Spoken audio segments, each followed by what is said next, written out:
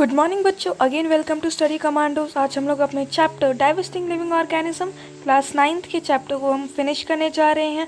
Part 4 में हम 15 MCQ based questions करेंगे जो कि आपके NCERT बुक से ही लिए गए हैं। तो आप प्लीज़ वीडियो पॉज करके अपने आंसर्स लिखिए और फिर आप चेक कीजिए कि आपको कितने आते हैं। क्वेश्चन ज़्यादा टफ नहीं है तो 15 आउट ऑफ 15 तो आने ही चाहिए। तो चलिए हम लोग बिना किसी देरी के स्टार्ट करते हैं। तो आप सबके सामने सबसे पहला क्वेश्चन है वो ये, in which of the following divisions, नीचे डिविजन्स दी गई हैं, the reproductive organs are hidden. Very interesting question. इनमें से किसके जो रिप्रोडक्टिव ऑर्गन्स होते हैं वो हिडन होते हैं।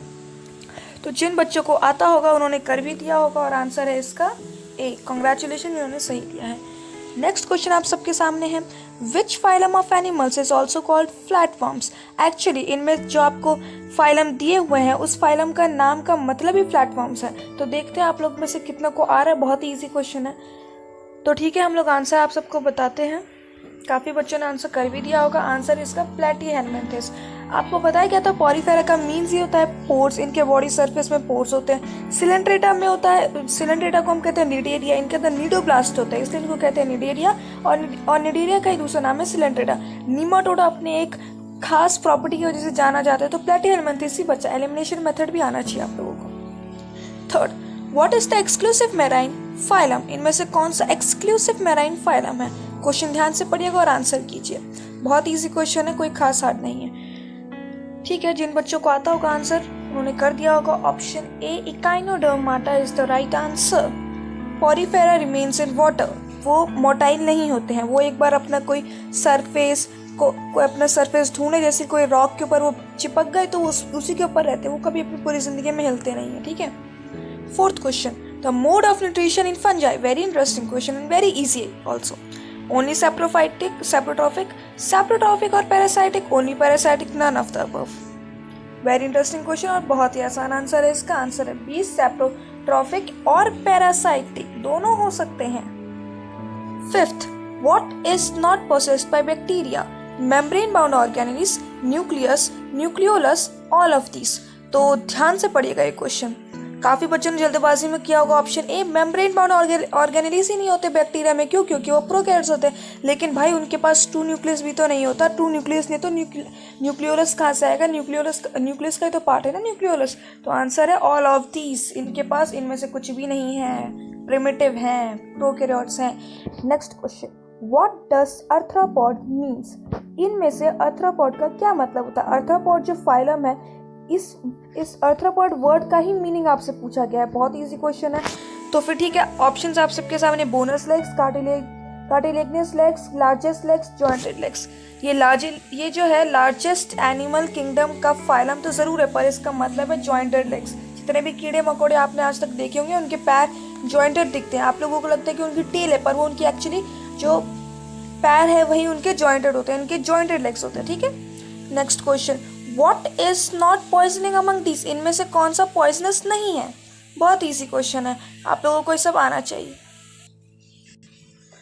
तो बच्चों आप लोगों ने सोच लिया होगा इसका आंसर। जिन बच्चों ने सोचा होगा उन्होंने सही ही सोचा होगा।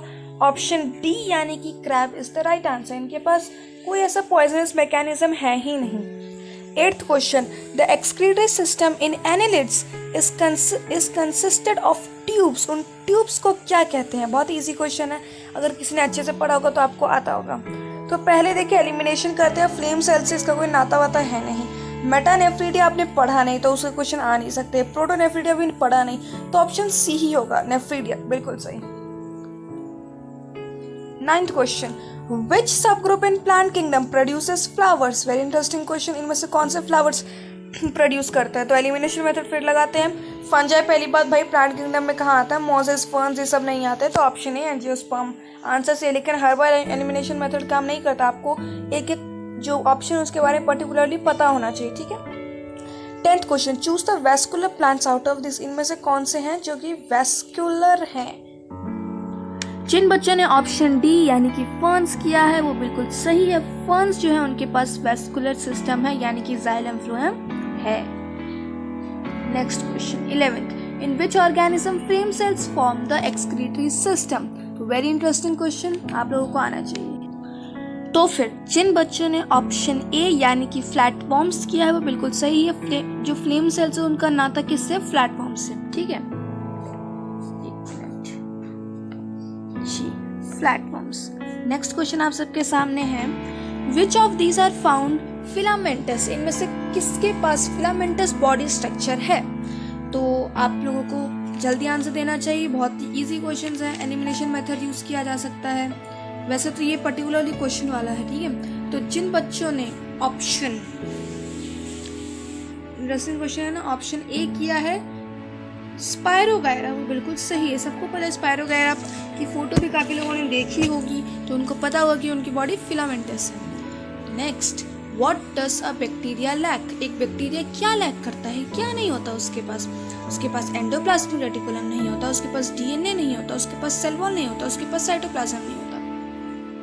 अब देखिए बैक्टीरिया क्या है, वो है हमारा प्रिमिटिव, प्रोकैरियोट्स है वो हमारा, ठीक है।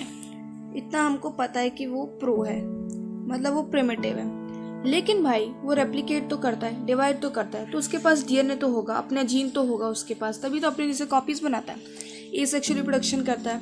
उसके बाद वो सेल वॉल उसके पास होना ही चाहिए, क्योंकि कोई तो कवरिंग होती है उसके पास, मेम्ब्रेन नहीं होता उसके पास, लेकिन उसके पास सेल वॉल तो होता है। साइटोप्लाज्म तो होगा ही, लिविंग कंटेंट नहीं होगा तो कैसे वो डीएनए स्टोर करेगा, या फिर कोई भी अपनी ऑर्गेनी जो उसके पास है बच्ची कुची, उसको कैसे स्टोर करेगा? तो इसका मतलब option A endoplasmic reticulum right answer है, ठीक है। उनके पास ईयर ही नहीं है, प्रोटीन सिंथेसिस नहीं होता है, डीएनए लेकिन बना रहता है, अपने पेरेंट्स से जो लेके आते हैं वहीं रहता है। नेक्स्ट 14th क्वेश्चन आप सबके सामने है, What is the mode of nutrition in bacteria? अरे बड़ा इजी क्वेश्चन है ये तो। First option autotrophic, heterotrophic, autotrophic and heterotrophic, या फिर नन ऑफ दीज। बहुत इजी क्वेश्चन आप सबको आना चाहिए। तो फिर जिन बच्चों ने ऑप्शन सी किया है वो बिल्कुल सही है, autotrophic and heterotrophic both. Bacteria कौन से ग्रुप में आते हैं? मोनेरा ग्रुप में। उनकी प्रॉपर्टी थी ना कि उनका मोड ऑफ न्यूट्रिशन ऑटोट्रॉफिक भी है, हेटेरोट्रॉफिक भी है। 15th and the last question, what is the phylum of octopus? Arthropoda, mollusca, annelida, cnidarian। आप लोगों को मैं एक हिंट दे देती हूँ, इसका जो आंसर है वो सेकेंड लार्जेस्ट एनिमल किंगडम का फाइलम है। तो फिर जिन बच्चों ने आंसर किया है ऑप्शन बी, इसका मतलब उनकी प्रिपरेशन पूरी है, उनको आते हैं क्वेश्चंस।